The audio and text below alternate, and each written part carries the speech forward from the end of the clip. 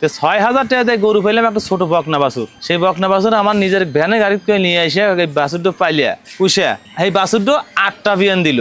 ৮টা বিয়ানি ৮টা আইরেই হলো, মানে আইরেই হলো। আমি সেই গরু একটা গরু বেছে আমি এত দূর আছি, আমার গরু আমি এত দূর পর্যন্ত পৌঁছেছি।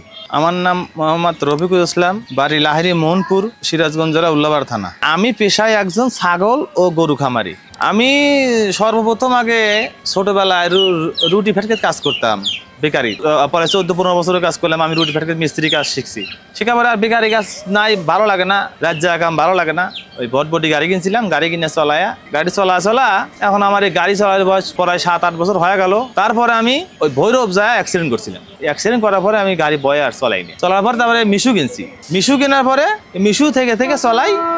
আর এই গরু ছাগল এইসব দেখি আর লালন পালন করি। মানুষ গরু পালে, আমার খুব খারাপ লাগে যে এত সুন্দর গরু পালে। আমি যে গরু পালতে পারতাম, তে আমার ৬,০০০ টাকা আমার ওয়াইফ আছিল। ৬,০০০ টাকা সে তার জয়তে টাকা আমাকে ৬,০০০ টাকা দিয়েছিল একটা গরু নিয়ে এসো। পাও নাই, সেখন গরুর দাম সস্তা ছিল। তো ৬,০০০ টাকা দিয়ে গরু পেলাম একটা ছোট বকনা বাছুর। সেই বকনা বাছুর আমার নিজের ভ্যানে গাড়ি করে নিয়ে এসে ওই বাছুরটা পাইলিয়া পুষে এই বাছুরটা ৮টা বিয়ান দিল।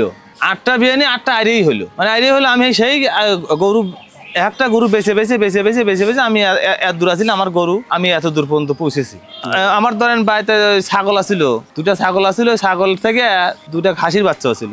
সেই খাসির বাচ্চা পাঠা রেখেছিলাম। এই পাঠা রাখার পর থেকেই না আমার একটু শখ আছে পাঠার ব্যবসা করবো। পাঠা রাখবো, পাঠা আমি চিটাগাং বেচবো, এইসব মানে একটা মনে একটা আবেগ আমার ছিল। তো আল্লাহ দিলাম প্রথম বছরই 2-3টা পাঠা কিনলাম। তারপরের বছর থেকে আল্লাহ দিলে বেশি হয়ে গেল। এবারে আমি পাঠা ব্যবসা ধরছি। পাঠা ধরেন যদি অসুস্থ হয়, যদি আমার আয়ত্তে থাকে তাহলে আমি চিকিৎসা করি। আর যে আমি যদি না পারি, এখন উপজেলায় ডাক্তার তারা আছে, সালাম ভাই আছে, এদের কাছে আমি নিয়ে যাই। এরা পরামর্শ দেয়, ডাক্তাররা আসে দেয়। আমি একটা অনুভব পাই, আমি যে ওই রাত্রে যদি একটা অঘটন ঘটে, আমি ডাক্তার ডাকবো কখন, সব নিজেই কাজ করি, বুঝছেন। এটা আমার অভ্যাস হয়ে গেছে, সমস্যা হয় না। এখন নিজে আমি এসব পাঠার সিজন আসতে আছে, শাওন মাসে থেকে শুরু হবে। এখন থেকে শুরু হই মানে পাঠা প্রজনন করা। প্রতিদিন আমার ধরেন পাটা এনে গাদি ছাগল এসে ভরিয়ে যায়। গাদি অনেক ছাগল আসে, বেঁধে ছেড়ে দিই। এখন ছাগল নাই, এখন আমি বসতে খাওয়ান লাগে। প্রতিদিন 2,200, ওদের খাওয়ান লাগে 3-1,000।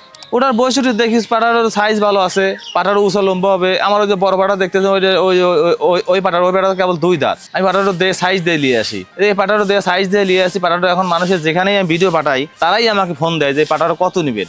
এরকম ভাবে পাটা আমি মানে চয়েস করে কিনি। এই যে এখন চিড়িয়াখানা থেকে পাঠি আসছিল, পাঠি ফোন দিচ্ছে, ওটা 1.5 লাখ বলতেছে, ওটা 1.5 লাখ বলতেছে, এই 2টা 3 লাখ বলতেছে। আর ও 3টা বলতেছে যে কত নিবেন। এই 2টো আগে লিবে, 3টা পরে নিতেছে। কারণ আমি একবারে বেচবো, মানে একবারে লাঠে বেচবো। ওরা ধরনের যে শাওন মাসে বলি হয়, চাকমাদের খ্রিস্টান কি কয়, ওদের একটা বলি আছে। ওই বলি শাওন মাসে ওরা বলি দেয়। হ্যাঁ, পাঠা বলি দেয়।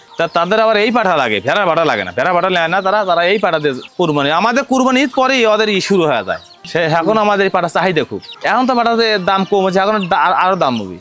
যখন তারা আসে, বুঝছেন, এসে বলে যে আমাকে ওই তোতাপুরি দেন, হরিয়ানা দেন, শিহরি দেন, ওই বিটল দেন, এইসব পাঠা চায়, এইসব ছাগল চায়। তখন আমরা সেইভাবে তাকে ছাগল অনুসারে, যারা ছাগল বিটল ছাগল এসে বিটল ছাগল দেই, তোতাপুরি দেই, আর হরিয়ানা এসে হরিয়ানা দিয়ে দিই। ওই যদি বিটল এসে হরিয়ানা লেয়, ওটা ভালো ছাগল ভালো হয় না।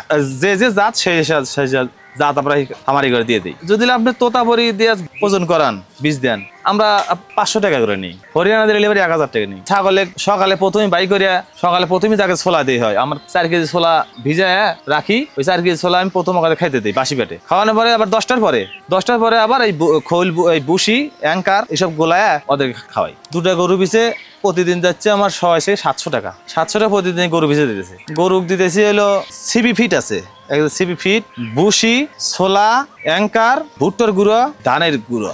কাঁচা ঘাস আমরা বুনুনেই দেই না, এই ঘ্যাট ট্যাট খাওয়াই রাখি। এখন আশা আমি গরু 2টা কিনছি হলো 2.5 লক্ষ টাকা দিয়ে। এই রোজার ঈদের 4 দিন না 5 দিন পর 2.5 লক্ষ দিয়ে কিনছি।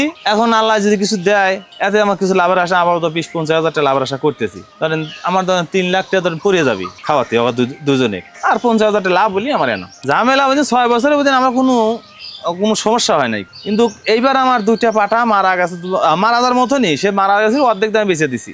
আরো একটা পাঠা আছে হরিয়ানা, সেটাও বেঁচে আলাছি, ভয় করে বেচছি যদি এটা চলে যায় ভাই, ওটা 1.5 লাখ টাকা পাঠা, আমার সমস্যা হয়, আমি গরিব মানুষ, সেটা ওটাও বেঁচে আলাছি। 5টা পাঠা আছে এখন এখানে, আমি 5টা পাঠা ঈদের পরে এই 5টা বেঁচে আবার নতুন করে পাঠা নিয়ে আসবো। আমার রেলের জমি লিস্ট নিয়ে আমরা সুবিধাই আছি, কারণ এখানে আমরা অনেক ওই গরু ছাগল পেলে খেতে পারি, মানে কোনো জায়গায় কেউ একটা কথা বলেও না যে এখান থেকে লাট করলো, ওখান থেকে সোনা করলো, সরাই দেয়, তারপর কেউ বলেন, এটার দিকে আমার সুবিধাই আছে। চিনে থাকার কারণে আমার একটা সুবিধা পাচ্ছি, আমি পাঠা ছাগল যখন আমার ব্যাপারীরা চলে আসে, গাড়ি ঠেকা এখানে ঠেকা লিয়া আমার মাল তুলে চলে যেতেছে, গরু লিয়ে এনে ঠেকালে চলে যেতে, বেসলি বিক্রি করলে আমার হাটেও যাওয়া লাগে না, এখানে বিক্রি করতে নিয়ে চলে যায়। আর ধরেন খোল ভুসি ফুরা গেল, আমার ওই গাড়ি ঘোড়ার ভাড়াও লাগে না, আমি এখানে এসে নিজেই যা বাজার মধ্যে মাথায় লিয়ে বাতলি আসি, এটা সুবিধা আছে।